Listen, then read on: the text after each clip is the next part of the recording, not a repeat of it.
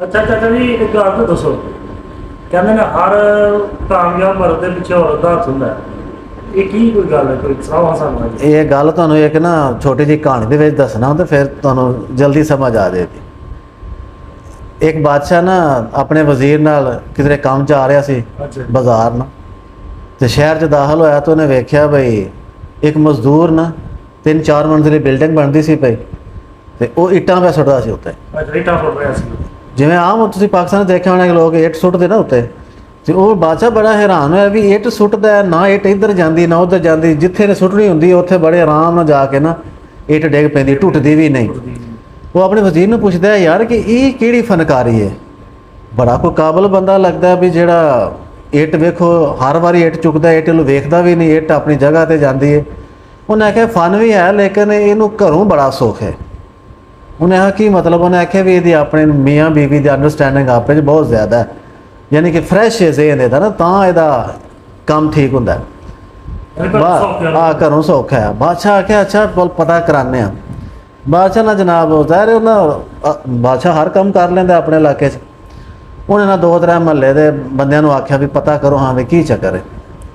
ਉਹਨਾਂ ਨਾ ਹਫ਼ਤੇ ਬਾਅਦ ਰਿਪੋਰਟ ਦਿੱਤੀ ਬਈ ਵਾਕਈ ਜੀ ਇਹਦੀ ਬੇਗਮ ਇਹਦਾ ਬੜਾ ਖਿਆਲ ਰੱਖਦੀ ਹੈ, ਕੋਈ ਲੜਾਈ ਝਗੜਾ ਨਹੀਂ, ਯਾਨੀ ਕਿ ਘਰ ਜਾਂਦਾ ਇਸ ਮਜ਼ਦੂਰੀ ਕਰਕੇ, ਪਾਣੀ ਇਹਨੂੰ ਭਰਿਆ ਲੱਭਦਾ ਹੈ, ਨਹਾਉਣ ਵਾਸਤੇ ਕੱਪੜੇ ਇਸਤਰੀ ਹੋਏ ਲੱਭਦੇ ਨੇ, ਖਾਣਾ ਚੰਗਾ ਲੱਭਦਾ ਹੈ, ਸਵੇਰ ਨਾਸ਼ਤਾ ਚੰਗਾ ਇਹਨੂੰ ਮਿਲਦਾ ਹੈ, ਘਰ 'ਚ ਕੋਈ ਅਮਨ ਸਕੂਨ ਹੈ, ਫਰੈਸ਼ ਹੈ ਨਾ ਬਿਲਕੁਲ। ਬਾਦਸ਼ਾਹ ਆਖਿਆ ਅੱਛਾ, ਬਾਦਸ਼ਾਹ ਆਖਿਆ ਮੈਨੂੰ ਤਜਰਬਾ ਕਰਨਾ ਚਾਹੀਦਾ ਵੀ ਇਹਨਾਂ ਦੇ ਆਪਸ 'ਚ ਲੜਾਈ ਪਵਾਈਏ ਵਾਲਾ ਫੇਰ ਵੀ ਇੱਟਾਂ ਇੰਝ ਹੀ ਜਾਂਦੀਆਂ ਨੇ। ਉਹਨੇ ਨਾ 2 ਬੀਬੀਆਂ ਨੂੰ ਹਾਇਰ ਕੀਤਾ ਕਿਰਾਏ ਤੇ, ਯਾਨੀ ਕਿ ਪੈਸੇ ਦਿੱਤੇ ਵੀ ਤੁਸੀਂ ਨੇ ਇਹਨਾਂ ਦੇ ਘਰ 'ਚ ਲੜਾਈ ਪਵਾ ਦਿਓ। ਉਹ ਜਨਾਨੀਆਂ ਨਾਲ ਜਾ ਕੇ ਉਹਦੀ ਬੇਗਮ ਨੂੰ ਕਹਿੰਦੀਆਂ ਨੇ ਵੀ ਤੇਰਾ ਜਨਾ ਤੇ ਉਹ ਫਲਾਣੀ ਨਾਲ ਉਹਦਾ ਚੱਕਰ ਹੈ, ਫਲਾਣੀ ਜਨਾਨੀ ਲੈ ਕੇ ਫਿਰਦਾ ਹੁੰਦਾ ਹੈ, ਤੇ ਇਹ ਤੇ ਉਹ ਤੇ ਫਲਾਂ ਤੇ ਧਮਕਾ। ਉਹ ਜ਼ਾਹਿਰ ਇੱਕ ਬੰਦੇ ਜ਼ਾਹਿਰ ਇੱਕ ਬੰਦੇ ਨੂੰ 2-3 ਜਨਾਨੀਆਂ ਰੋਜ਼ ਇੱਕ ਹੀ ਗੱਲ ਕਹਿੰਦੀਆਂ ਨੇ, ਤੇ ਔਰਤ ਤੇ ਫਿਰ ਸ਼ੱਕ ਪੈ ਗਿਆ। ਉਹ ਹਫ਼ਤਾ ਜਦੋਂ ਉਹਨਾਂ ਲਾਇਆ ਨਾ, ਉਹਦੀ ਜ਼ੇਨ ਸਾਜ਼ੀ ਕੀਤੀ, ਤੇ ਉਹਦਾ ਜਣਾ ਸ਼ਾਮੀ ਘਰ ਆਇਆ ਨਾ, ਤੇ ਨਾ ਜਨਾਬ ਨਲਕੇ 'ਚ ਪਾਣੀ, ਨਾ ਕੱਪੜੇ ਧੋਤੇ, ਤੇ ਨਾ ਰੋਟੀ ਪੱਕੀ, ਤੇ ਨਿਆਣੇ ਵੀ ਜਿਹੜੇ 2-3 ਹਨ ਉਹਨੇ ਕੁੱਟ ਕੱਟ ਕੇ ਨਾ ਮੰਜੀ ਤੇ ਪਾਏ।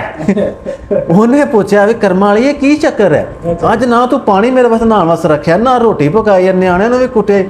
ਉਹਨੇ ਆਖਿਆ ਚੱਕਰ ਚੁੱਕਰ ਜਿਹੜੇ ਤੂੰ ਦੇ ਰਿਹਾ ਮੇਰੇ ਕਿਹੜਾ ਚੱਕਰ? ਉਹਨੇ ਆਖਿਆ ਕਿਹੜਾ ਚੱਕਰ? ਉਸ ਆਖਿਆ ਜਿਹੜੇ ਤੂੰ ਬਾਹਰ ਲੋਕਾਂ ਨਾਲ ਬੀਬੀਆਂ ਨਾਲ ਚਲਾਏ ਨੇ।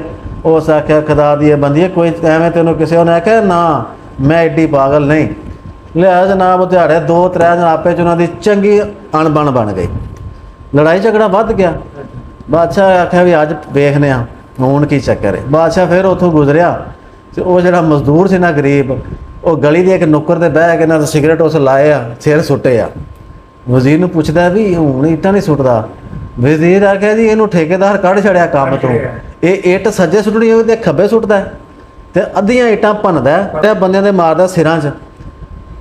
ਉਸ ਬਾਦਸ਼ਾਹ ਆਖਿਆ ਵੀ ਜਿਹੜੀ ਤੂੰ ਗੱਲ ਕਹੀ ਸੀ ਨਾ ਬਿਲਕੁਲ ਹਕੀਕਤ ਹੈ ਕਿ ਜਿਸ ਬੰਦੇ ਦਾ ਘਰ 'ਚ ਸੁੱਖ ਹੋਵੇ ਨਾ ਔਰਤ ਨਾਲ, ਉਹਨੂੰ ਦੁਨੀਆ ਦੀਆਂ ਪਰੇਸ਼ਾਨੀਆਂ ਕੁਛ ਨਹੀਂ ਆਖਦੀਆਂ।